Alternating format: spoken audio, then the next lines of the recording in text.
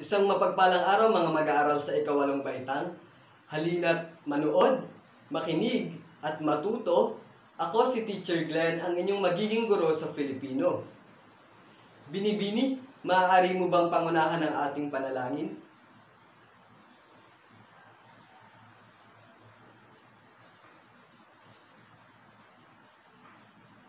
Mayroon bang liban sa inyong klase ngayong araw?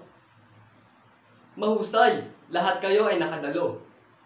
Alam kong handa na kayo, dahil ito ang inyong unang araw ng pag-aaral bilang mga mag-aaral sa Filipino Baitang 8. Kaya naman, bago tayo magsimula, siguraduhin nasa komportable na kayong lugar sa inyong tahanan.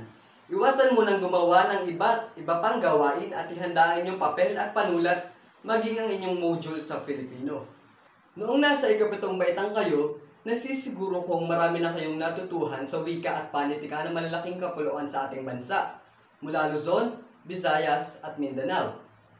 At ngayong nasa ikawalong baitang na kayo, natitiyak kong marami pa kayong matututuhan tungkol sa iba't ibang panahon ng panitikan mula sa panahon ng katutubo patungo sa panahon ng mga mananakop, Commonwealth hanggang sa kasalukuyan. Kung noong nasa ikapitong baitang pa kayo, ay tinalakay nyo ang obra maestrang Ibong Adarna, sa ika-4 na markahan ng Filipino Baitang 8, matutunghayan nyo naman ang obra maestra ni Francisco Balagtas, ang Florante at Laura. Handa na ba kayo? Magaling! Masayang panimula, halina tuklasin ang karunungang kayamanan ng ating bayan sa ating unang aralin sa unang markahan. Narito ang ating layunin. Sa pagtatapos ng aralin, inaasahang natutukoy nyo ang kahulugan ng karunungang bayan sa lawikain, sawikain at kasabihan, at nauunawaan ang pagkakaiba-iba ng karunungang bayan sa lawikain, sawikain at kasabihan. Bilang parte ng inyong pagbabalik-aral, naghanda ako ng isang gawain o motibasyon upang malaman natin kung mayroon na ba kayong kaalaman sa ating magiging talakayan. Ang gawain ito ay pinamangatang hula-rawan.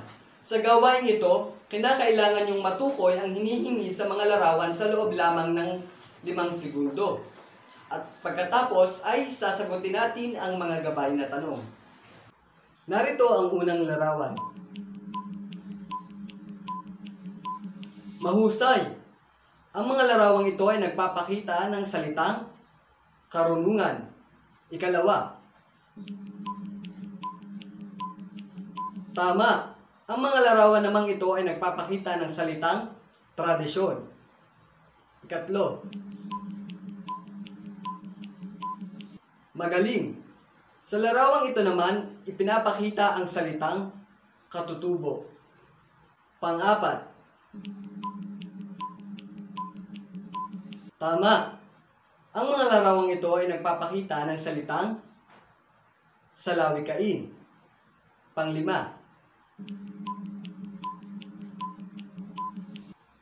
Magaling. Ang mga larawang ito naman ay nagpapakita ng salitang sawikain. At panghuli. Mahusay. Ang mga larawang ito naman ay nagpapakita ng kasabihan. Naging madali ba sa inyo na matukoy ang mga larawan? Ano ang inyong naging basihan? Sa palagay nyo, ano ang kaugnayan ng mga salita sa bagong araling ating tatalakayin? Maaari niyong isulat ang inyong tugon sa inyong sagutang papel. Alam kong handa na kayo sa ating aralin, kaya halina tuklasin ang mundo ng karunungang bayan. Ano nga ba ang karunungang bayan? Kung ating babalikan ang nauna nating gawain, maaari nating idikit ang mga salitang karunungan, tradisyon, katutubo, salawikain, sawikain at kasabihan upang lubos natin itong maunawaan. Bilang panimula, bago sinakop ng mga dayuhan ng ating bansa, ang mga sinaunang Pilipino ay namumuhay ng malaya. Kontrolado nila ang kanilang kapaligiran, kung saan nagmumula ang kanilang kabuhayan at pinagkukunan ng kanilang mga pangunahing pangangailangan. Sa makatuwid, ang kanilang kapaligiran ay bahagi ng kanilang kultura at tradisyon. Malinaw na inilalarawan na ang mga sinaunang Pilipino ay may kalayaan na sa maraming bagay. May kakayahan silang kontrolin ang kanilang pamumuhay upang makamit nila ang kanilang mga pangangailangan sa pang-araw-araw nilang pamumuhay. Bunsod nito, hindi nakapagtataka na ang mga paksa ng karunungang bayan na kanilang nalilikha ay patungkol sa mga bagay na natatagpuan sa kanilang kapaligiran at may kaugnayan sa kanilang karanasan. Kadalasang paksa ay karanasan ng mga mamamayang gaya ng paghahanap buhay. Mga paksa rin ang mahalagang okasyon gaya ng kaarawan, kasal at kamatayan. Gayon din ang ugnayan sa pamilya, kapwa at kalikasan. Karunungang bayan. Ito ay isang sangay ng panitikan kung saan ito ay nagiging daan upang maipahayag at maipabatid ang mga ideya at kaisipan na nabibilang sa bawat kultura at tradisyon ng mga tao. Malinaw na ipinapahayag na ang karunungang bayan ay isang susi sa pagpapahayag at pagpapalaganap ng mga kaalaman sa lugar na pinagmulan ng mga ito. Bakit nga ba sinasabi na ang karunungang bayan ay sumasalamin sa magagandang kaugalian ng iba't ibang tribo at lahi? Simple lang.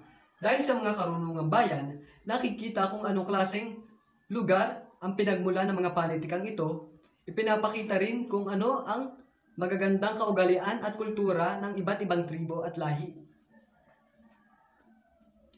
Sa pamamagitan din ng karunungang bayan, na ipapabatid ang sariling kahusayan, mga kapintasan at kahinaan upang maging daan sa pagpapabuti at pagpapaunlad ng kakayahan ng isang tao.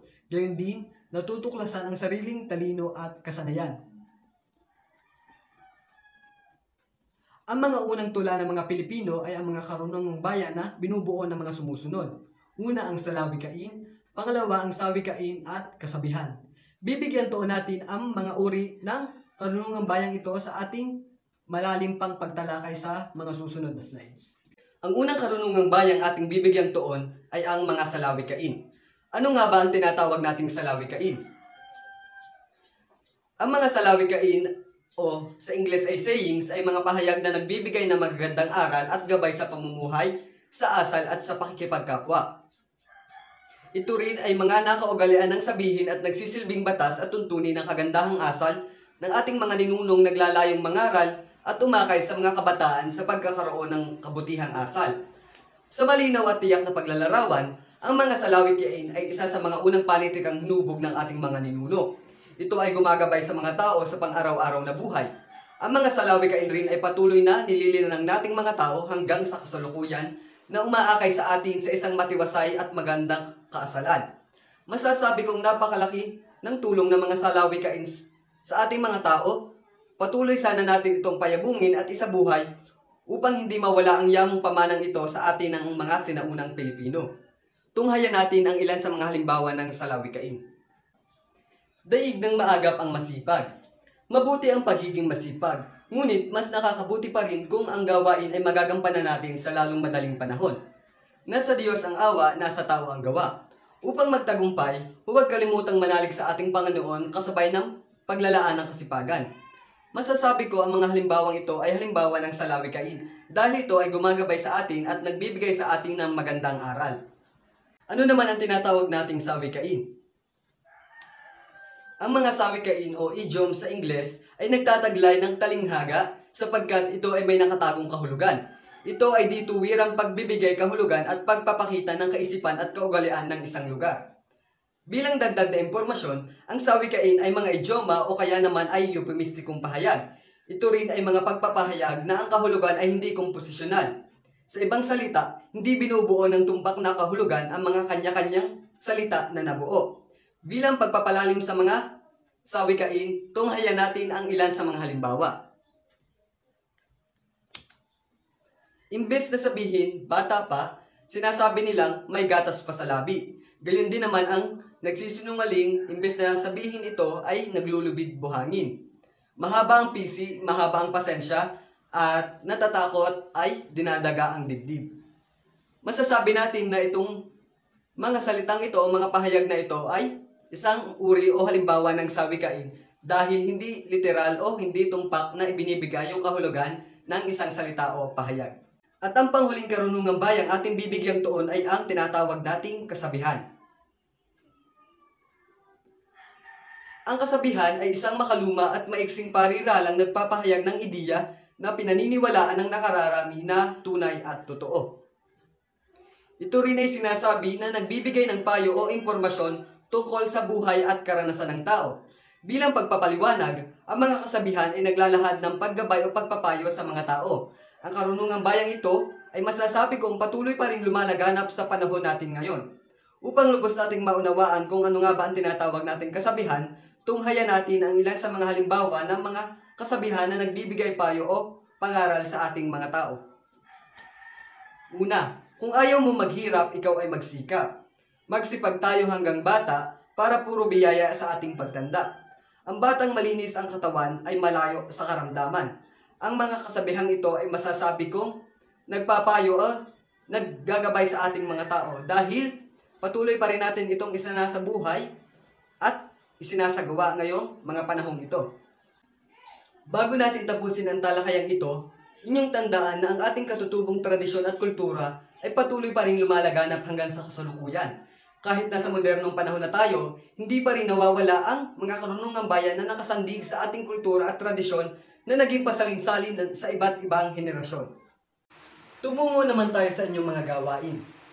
Para sa gawain isa, sa inyong sagutang papel ay kumatha ng sariling halimbawa ng salawikain, sawikain at kasabihan na angkop sa kasalukuyang kalagayan at ibigay ang kahulugan ng mga ito. Para naman sa inyong ikalawang gawain, kailangan niyong mapunan ang triple Venn diagram. Ilalahad niyo ang pagkakaiba at pagkakatulad ng salawikain, sawikain at kasabihan. At sa kahon na nasa ibaba ay ilalagay niyo ang inyong naging konklusyon batay sa tinalakay nating mga karunungang bayan. Bilang pagpapalawak pa sa inyong kaalaman sa ating naging talakayan, hihingi ako sa inyo ng inyong saloobin tungkol sa mga katanungang ito. Una, may panitikan na ba ang mga Pilipino bago dumating ang mga Espanyol? Pangalawa, may impluwensya ba ang mga dayuhan sa ating panitikan? Para naman sa inyong pangkatang gawain, hahatiin ko ang inyong klase sa 4 na pangkat. Ang bawat pangkat ay bubuo ng isang tula na kakikitaan ng mga halimbawa ng karunungang bayang ating tinalakay. Ang tema ng gagawing tula ay tungkol sa panahon bago dumating ang mga Kastila. Pagkatapos ay isasagawa ang sabayang pagbigkas mula sa tulang nagawa. Narito ang pamantayan para sa gagawin niyong sabayang pagbigkas. Kooperasyon mayroong 30 puntos. Pagkamalikhain at mensahe ng akda ay parehong mayroong 25 puntos. Kalinawan ng bigkas mayroong 15 puntos.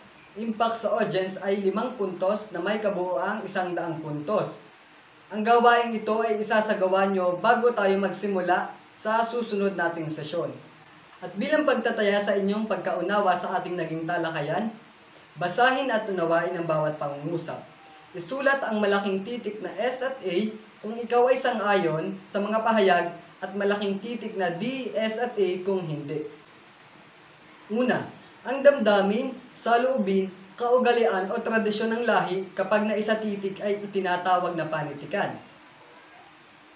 Pangalawa, kailanman hindi maaaring magkaugnay ang panitikan at kasaysayan. Pangatlo, hindi mababatid sa panitikan ang tunay nating pagkalahi. Pang-apat, bago pa man dumating ang mga Espanyol ay may alpabeto ng ginagamit ang ating mga ninuno. Pang-5, ang epiko, alamat at mga karunungang bayan ay nakilala lamang ng ating mga ninuno noong panahon ng Espanyol. At bilang inyong takdang aralin, lumikha o gumuhit ng isang poster tungkol sa pamumuhay ng mga Pilipino noong pananakop ng mga Kastila at magsaliksik ng mga karunungang bayan na umusbong sa panahon ng pananakop ng mga Kastila. At bilang paalala, ang mga serye ng gawain ay inyong isusulat sa inyong sagutang papel. Ang pangkatang gawain naman ay itatanghal nyo sa ating sunod na sesyon bago magsimula ang ating talakayan. At huwag kalimutan ang inyong takdang aralin. Muli, ako si Ginoong Yema, ang inyong guro sa Filipino na nagsasabing, ang wika at panitikan ay salamin ng nakaraan. Ito ay ating pahalagahan. Paalam!